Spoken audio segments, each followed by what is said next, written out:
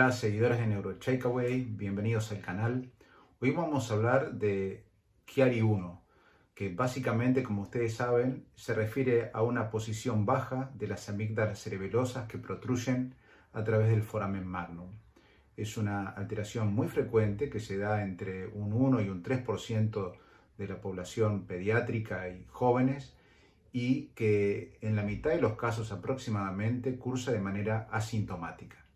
En el año 1891, el profesor Hans Chiari, en Austria, describe por primera vez en un grupo de pocos pacientes esta alteración de la fosa posterior con herniación descendente del cerebelo en un grupo de pacientes con hidrocefalia.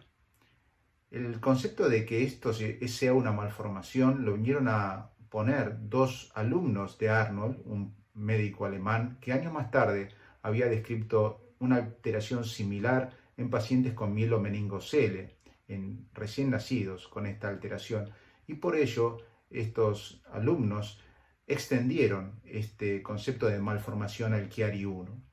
Sin embargo, hoy en día, en 2021, se está revisando en forma muy intensa y muy crítica este concepto de malformación, ya que tiene implicancias no solamente desde el punto de vista médico-legal, sino también desde el punto de vista pronóstico, de tratamiento y de impacto psicológico en el niño o el adulto joven y su familia.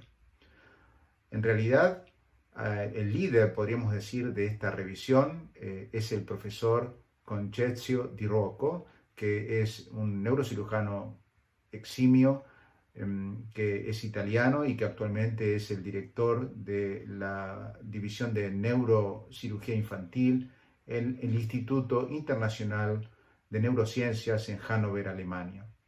Según Di Rocco, esto es una anomalía o un estado funcional, mejor dicho, que implica este descenso de las estructuras de la fosa posterior a través del foramen magnum con bloqueo de la circulación y producción de una serie de síntomas, pero que siempre tiene una etiología. Muchas veces la etiología es evidente, tiene que ver normalmente con un desbalance entre presiones entre el continente y el contenido de esta fosa posterior, y otras veces no sabemos, incluso puede haber un origen genético, hereditario. Pero en la mayoría de los casos lo que tenemos que hacer y lo que propone Di Rocco es buscar esta alteración asociada. Cuando es sintomática, Chiari-1 puede estar asociado a una serie de manifestaciones. Podemos dividirlas en tres grandes grupos. Por un lado, la cefalea, que usualmente es de corta duración, menor a 5 minutos, que se localiza preferencialmente en la región occipital y en el cuello, y que está exacerbada por maniobras de Valsalva, ya sea estornudo, tos, etc. El segundo grupo tiene que ver con las alteraciones del cerebelo y el tronco, y aquí tenemos los mareos, vértigos, inestabilidad, ataxia, diplopía, y en los chicos, en los más pequeños, dos síntomas muy severos. Uno son los trastornos deglutorios y el segundo son las apneas del sueño, que pueden llegar incluso a la muerte. El tercer grupo de síntomas tiene que ver con la producción de hidrosiringomielia, y aquí tenemos la escoliosis progresiva, las parestesias, el dolor y las alteraciones de la sensibilidad con la disociación termoalgésica. Bueno, y acá tenemos un caso típico de Chiari-1. Como ustedes saben, la resonancia magnética es la técnica de elección porque permite detectar muy claramente, como vemos aquí, esta protrusión caudal de las amígdalas cerebelosas por debajo del foramen magnum. Existen dos elementos importantes. Uno es la medida de la extensión. Se considera en general que cuando las amígdalas se localizan 5 o más milímetros por debajo de la línea de McRae, que es aquella que va del bastion al opisthio, estamos frente a esta anomalía. Y por otro lado tiene que ver también la forma. Una forma de clavija puntiaguda es mucho más sintomática en general que una forma redondeada. También es muy importante detectar consecuencias T2 volumétricas de 1 milímetro de espesor, la presencia o no de bloqueo de la circulación de líquido cefalorraquídeo, y esto también se puede lograr en forma cualitativa o cuantitativa, pero con bastantes dificultades técnicas, a través de la secuencia dinámica de flujo de líquido cefalorraquídeo. Como vemos aquí, la resonancia también permite visualizar la hidrosiringomielia, que en general está presente en la región cervical y menos probablemente a nivel dorsal. Acá podemos empezar a ver algunas de las alteraciones que tenemos que buscar en las imágenes de un paciente con Chiari 1. Y estas tienen que ver con la estructura, la morfología de la fosa posterior. Por un lado, arriba y a la izquierda, encontramos el pentágono de la fosa posterior. Son una serie de líneas, 5 líneas, que tienen que ser más o menos parecidas en cuanto a su dimensión, excepto la del foramen magnum, que es un poco más pequeña. Como pueden ver en este caso, la línea que corresponde al clivus es más reducida y esto se relaciona con una hipoplasia clival, que es una de las alteraciones que están asociadas a Chiari 1.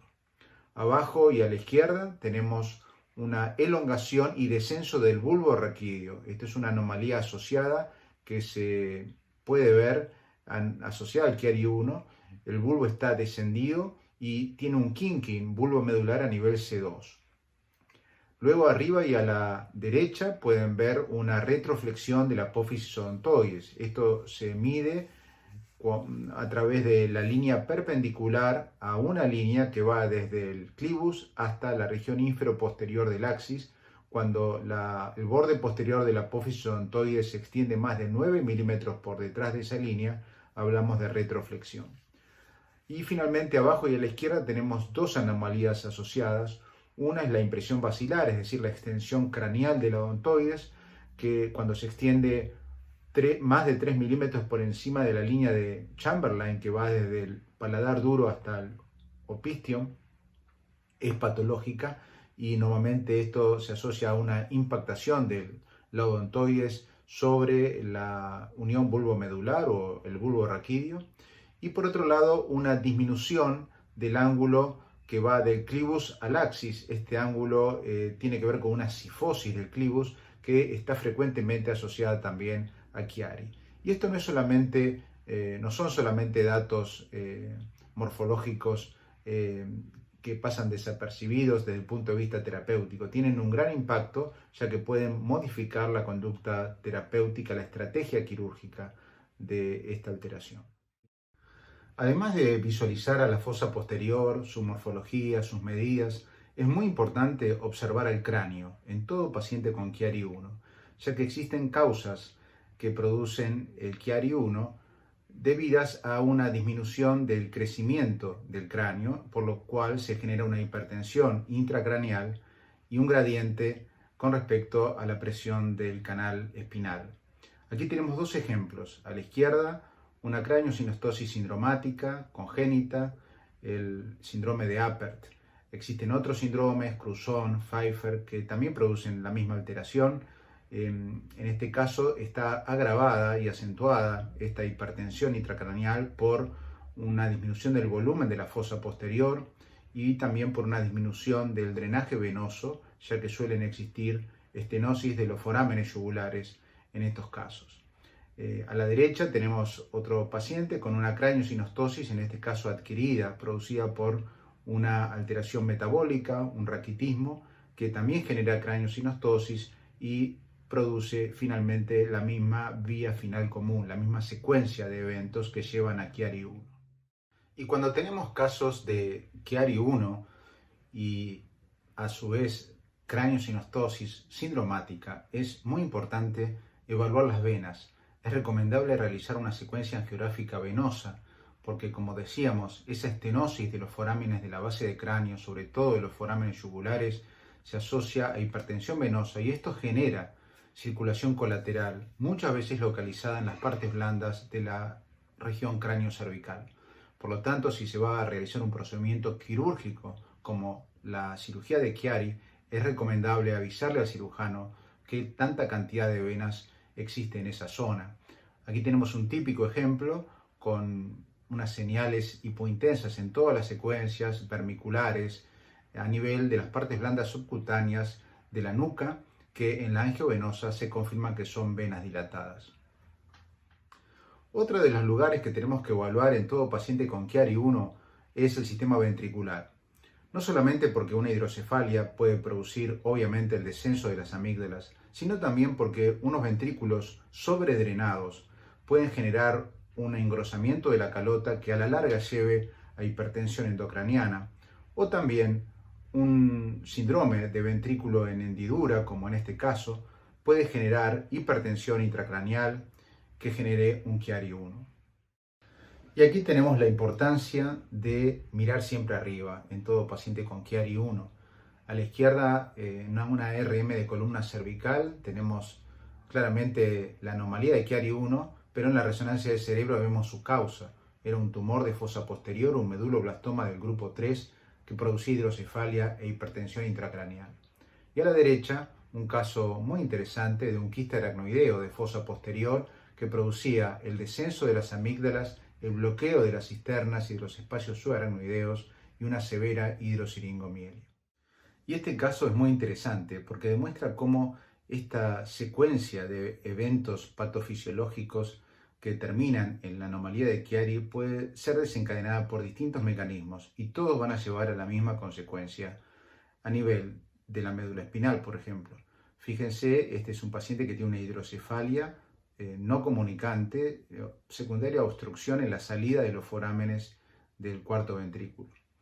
En realidad, ustedes pueden confirmar este hecho, ya que en los cortes axiales se observan los divertículos, también llamados orejas de ratón, a nivel de los forámenes de Luschka. Esto se asocia a una anomalía de Chiari y a un edema muy importante de la médula espinal que, si no se trata, va a terminar en una verdadera hidrosiringomielia. El paciente recibió rápidamente un tratamiento con tercer ventriculostomía y en pocas semanas después se observa la resolución de la hidrocefalia, de la anomalía de Chiari y también del estado pre-Syrinx que presentaba. Aquí tenemos dos casos que son mimics de anomalía de Chiari-1, pero también ponen sobre el tapete el concepto de Chiari-0. Chiari-0 es una entidad descrita ya hace varios años por TAP y colaboradores que se refiere a pacientes que tienen síntomas de Chiari, que tienen hidrosiringomielia y que, sin embargo, no se puede demostrar la implantación caudal de las amígdalas cerebelosas. Algunos de estos pacientes fueron tratados quirúrgicamente con descompresión de la fosa posterior y evolucionaron favorablemente, incluso de la hidrosiringomielia. En algunos de ellos se encontraron algunos velos, algunas membranas que obstruían al cuarto ventrículo. Bueno, aquí tenemos dos casos que podríamos decir que podría ser una especie de variante, o quizás se podrían haber interpretado como esta entidad que todavía es confusa y todavía no está aceptada por todos los autores, llamada Chiari-0. El de la izquierda es un paciente que me facilitó la doctora Mei-Lan Ho de Estados Unidos, donde se observa una dilatación del cuarto ventrículo quística que protruye a la cisterna magna y a los espacios subaracnoideos cervicales pósteros superiores, que tiene una membrana muy fina que se puede detectar en los cortes volumétricos T2, que fue perforada quirúrgicamente, comunicada con el espacio subaracnoideo y se resolvió. Y este paciente tenía clínica de Chiari y es un quiste de la bolsa de Blake, una bolsa que, como ustedes saben, ocurre normalmente en la vida fetal y se perfora y se abre. El paciente de la derecha es un paciente que tuvimos en el Hospital Garrahan con síntomas típicos de Chiari, pero que presentaba un quiste aracnoideo a nivel del foramen magnum y que también fue resuelto quirúrgicamente. Con respecto a la cirugía de la anomalía de Chiari-1, existen distintas técnicas que van desde la remoción del hueso, la descompresión ósea y también de la dura madre, la lesión de las amígdalas o extirpación de las amígdalas, todo lo cual depende de cada caso, cada cirujano. Existen casos más complejos que deben ser abordados con fijación, occipito cervical o con, digamos, una vía de abordaje anterior. Lo que podemos decir es que en manos avesadas suele no ser una cirugía compleja, por lo menos la forma habitual. Sin embargo, existen algunas complicaciones. Están las complicaciones habituales de toda cirugía, infecciones, fístulas, pero también está una específica de esta anomalía que es el descenso del cerebelo o la caída del cerebelo. Esto es lo que ocurrió en este paciente, que en las dos imágenes de la izquierda arriba pueden ver una típica anomalía de Chiari con hidrosiringomielia, y luego de la cirugía, al remover quizás demasiado de la escama occipital, se produce el descenso de todo el cerebelo con mayor compresión, bloqueo que se puede ver en la secuencia dinámica de flujo y generación de mayor hidrosiringomielia. Finalmente, y para terminar, vamos a decir dos cosas con respecto a la tomografía. La primera es que hoy en día, con las reconstrucciones sagitales de las tomografías multicorte, podemos descartar perfectamente una anomalía de Chiari tipo 1. Por lo tanto, si la duda es este diagnóstico y el paciente tiene una tomografía, normalmente no hace falta ir a una resonancia. El segundo hecho es que muchas veces podemos diagnosticar en un paciente que se pide una tomografía, por ejemplo, previa a una punción lumbar, la presencia de una anomalía de Chiari 1, y es muy importante que alertemos al clínico o al médico que pide el estudio sobre este dato, porque muchas veces va a tomar más recaudos o puede incluso decidir no hacerla, ya que obviamente hay más riesgo de enclavamiento. Con esto damos por terminado este video y los espero como siempre la próxima. Chao.